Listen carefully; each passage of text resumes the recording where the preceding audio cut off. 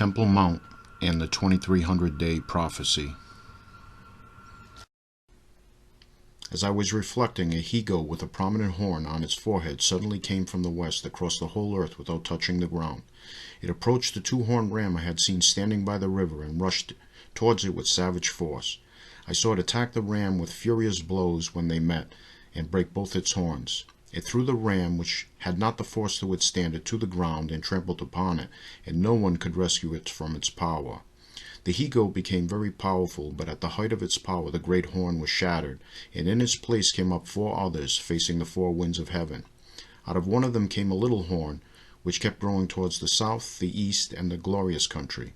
Its power extended to the host of heaven, so that it cast down to earth some of the host and some of the stars, and trampled upon them. It boasted even against the prince of the host, from whom it removed the daily sacrifice, and whose sanctuary it cast down, as well as the host, while sin replaced the daily sacrifice. It cast truth to the ground, and was succeeding in its undertaking. I heard a holy one speaking, and another one said to whichever one it was that spoke, "How long shall the events of this vision last concerning the daily sacrifice, the desolating sin which is placed there, the sanctuary, and the trampled host?" He answered him, "For 2,300 evenings and mornings, then the sanctuary shall be purified." Now this vision that the prophet Daniel had received while he was enslaved to King Nebuchadnezzar in Babylon after the fall of Jerusalem in 586, many Jews were exported to the Babylonian Empire and served as slaves to King Nebuchadnezzar. And the Bible records that this is the second vision that Daniel had received. The first vision that he received was the vision of the four beasts in chapter 7. In chapter 8 in the New American Bible, this is called the vision of the ram and the Hego, and it's one of the great Old Testament prophecies. And it's a very important prophecy because it describes to us the rise of the Antichrist at the end of time and the end of the world, and it gives us a history of how this all unfolds in the Middle East. And so Daniel chapter 8 is the beginning of the Hellenistic period in the Middle East, and the allegory of the ram that Daniel had seen is the Persian Median Empire, where the Persians are represented by the newer and more prominent horn on the ram. The other smaller horn would represent the Medes, which were weaker than the Persians and were conquered by the Persians. The Hego, with the prominent horn that came from the west, is describing Alexander the Great in 333 BC when he conquered the Persians. The allegory of the horn being shattered is describing the death of Alexander in 334 BC, who had no heirs to his kingdom. Therefore his four generals, who were Lysimachus, Cassander, Seleucus, and Ptolemy, would end up dividing his empire. Now, the Bible says that it was divided to the four winds of heaven, which is a metaphor for saying that his empire was divided to the north, to the south, to the east, and to the west. Then the key part of this passage states that a little horn came out of one of the four divided parts of Alexander's empire. Now, most theologians agree that this is referring to the Antichrist. The Antichrist is the power that causes the trampling of the host and causes some of the stars to be cast down. This power also removes the daily sacrifice from the temple. So what this is telling us is that Satan, who is represented by the trampling of the host and causes some of the stars to be cast down in this passage, is stating that this power that the satanic forces are operating through caused the desolation of the temple and caused the trampling of the holy city. And in essence, that's what this entire passage is saying, and if it gives us the entire history of the Hellenistic period all the way to the modern day of what happens in the Middle East. That's why this is such a great prophecy of the Old Testament. Now, before we can discuss what the 2300 days that Daniel refers to in this passage, we need to briefly discuss how God instructed the Jewish people to keep time, because this is an important concept in unraveling these time prophecies as given to Daniel.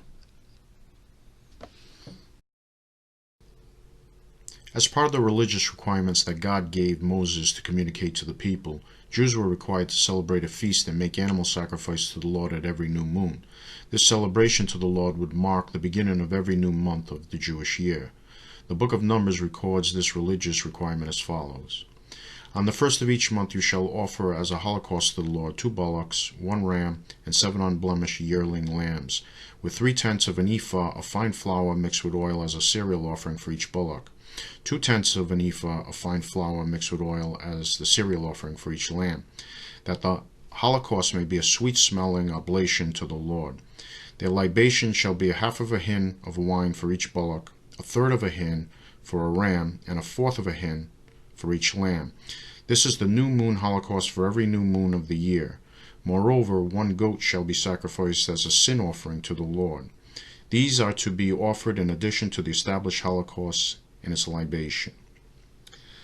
The importance of this passage from the Old Testament is that God clearly established that the Jewish people were to observe the lunar cycles to record time. Every new moon of the year would mark the beginning of a new month. Understanding this concept is critical for understanding time prophecies in the Bible. What's important to note here is that there are 354.3672 days in a typical lunar year versus 365.2425 days in a solar year, which, if you do the math, you can see that there's a 10-day difference between a solar year and a lunar year. Now, the solar calendar is the modern-day Gregorian calendar, which we observe today, which was refined and adjusted in the Middle Ages under the papal bull by Pope Gregory. And the church sought to try to get Easter to be more within its normal season. The church noticed that Easter kept drifting away from the March equinox. And the Jews made the same observation in ancient times when the Mosaic law required that they would observe the high holy days as prescribed by Moses, and this was to be done at every new moon in those months. And the Jews noticed that the month was drifting away from the season, from the harvest season and from the spring equinox season. So in 358 AD, a Jewish scholar and Rabbi Hillel II, wrote a book called The Secret of Calendar Making, and this was based on the ancient Babylonian observations of what's called a Metonic Cycle, that the moon would be in the exact same position in the sky after 19 years. So over a course of 19 years, the moon would drift slightly away from its original position, and then it would return back to the original position after the 19 years. So in essence, they incorporated a 13th month in their calendar called Adar 1 and Adar 2, and this is inserted in the 3rd year, the 6th year, the 8th year, the 11th year, the 14th year, and the 17th year of the Jewish calendar. So in essence, over the period of 235 lunations or lunar cycles around the Earth would eventually equal 254 tropical months. And this is an important concept in applying prophetic time and some of the time prophecies that we discussed in the book of Daniel.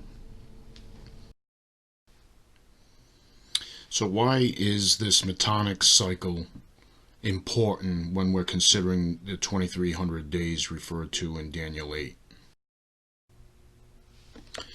The reason is that we must learn how to make the distinction between Jewish time and which is God's time, as shown in the passage given previously in the book of Numbers, that God instructed Moses to tell the Jewish people on how they were to observe the high holy days throughout the year, and how they were to celebrate each new moon with a festival and offer sacrifices. So what God was doing was establishing his own method of timekeeping that was apart from the rest of the world. Now, the modern world inherited the Julian calendar from the Romans, with some modifications made in the Middle Ages by Pope Gregory in the 1500s, which made some adjustments. The church, the Catholic Church, noticed that Easter was kind of drifting away from the equinox, and made those adjustments at that time. And the Christian calendar is based on a cycle of 400 years, with about a 3-day era occurring within that 400-year period. And some of these calendar errors were adjusted at that time. Now, as I stated, the Jews made the same adjustments by adopting the Metonic cycle. And so when we're trying to decipher time prophecies, especially as given by Daniel, and there's numerous others, Daniel chapter 9, for example, the 70-week prophecy, is a very important prophecy, and it gives, in my opinion, gives us the timeline to the end of the world. And we can also look at the book of Revelation. For example, chapter 12 speaks of 1260 days. Further, in chapter 12, verse 14, speaks of a time, 2 times, and a half time. And many theologians have mixed these distinctions together, and it has lost its intended meaning. In my opinion, God made a distinction in how he stated things for a reason. When he speaks about 1260 days, most theologians agree that a day refers to a year in the Bible. So he's speaking about 1260 years. But we need to distinguish between Christian years and Jewish years, in my opinion. So when the prophecy pertains to the Jewish nation, for example, I believe that God intended to use Jewish years, and that is by observing the lunar cycles.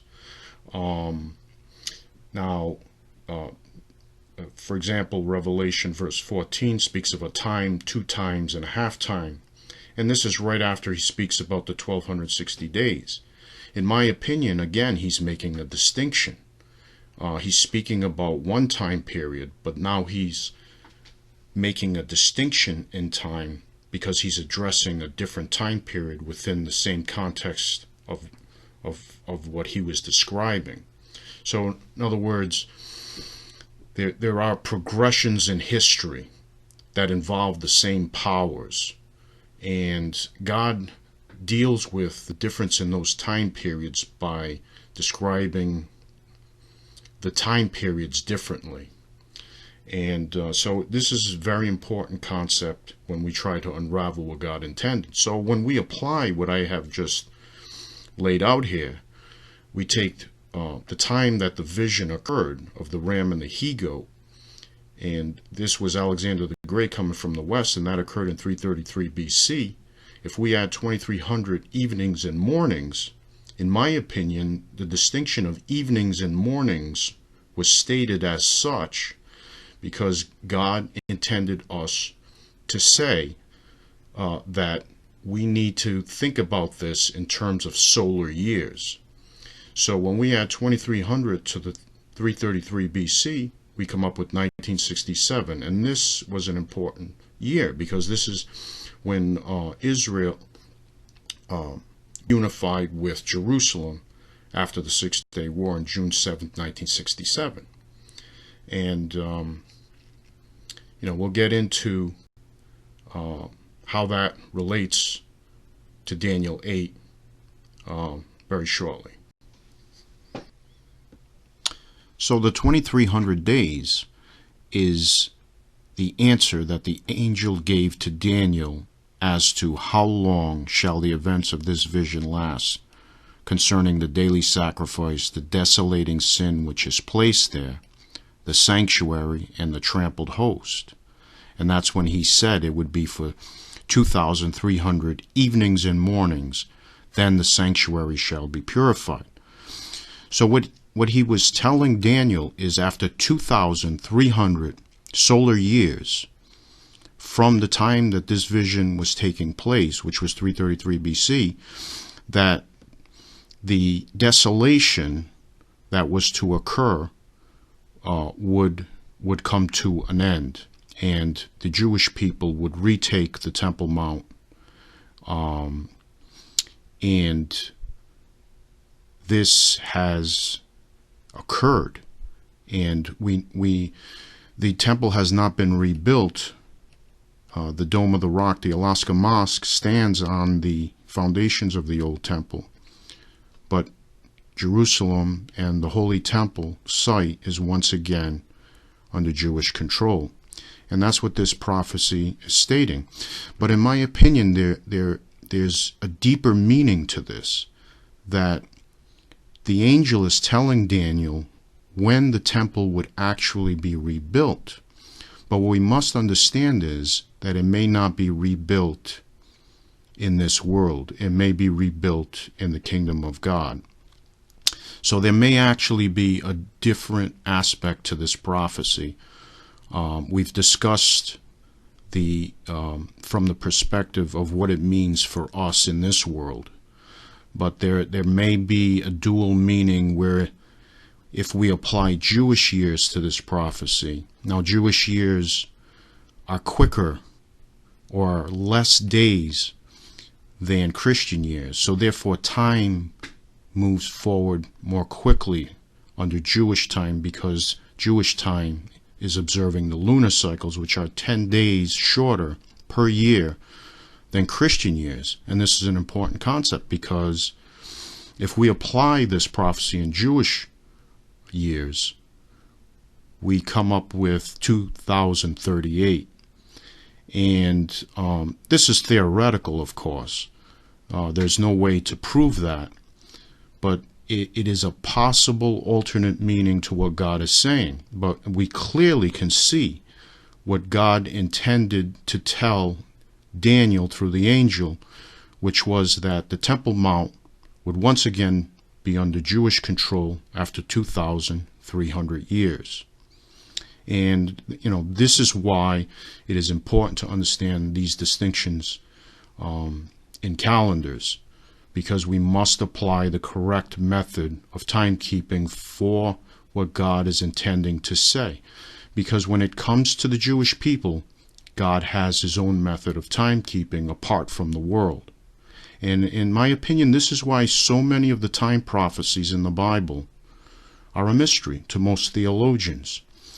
And I believe some of them have been misinterpreted. Now, I can't tell you that I'm 100% certain that I am correct, but I think it's logical to assume that God, when he gave his prophecies that pertain to the Jewish nation, he gave them in terms of how he wanted the Jewish people to keep time, and that's the lunar calendar.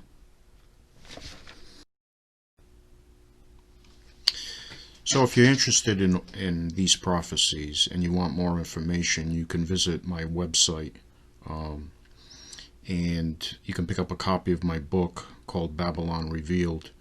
And Babylon Revealed speaks about the biblical kingdom of Babylon, which dives in very deep into Daniel chapter 7, the vision of the four beasts, and the evolution of the biblical kingdom of Babylon, and the evolution of Babylon the Great of the modern world, and the destruction of Babylon, as described in the book of Revelation. And the book goes throughout the entire history of this and what it all means, and dives in very deep into some of Daniel's other prophecies, the 70-week prophecy. And so if you enjoyed this video, I think you'd very much enjoy the book.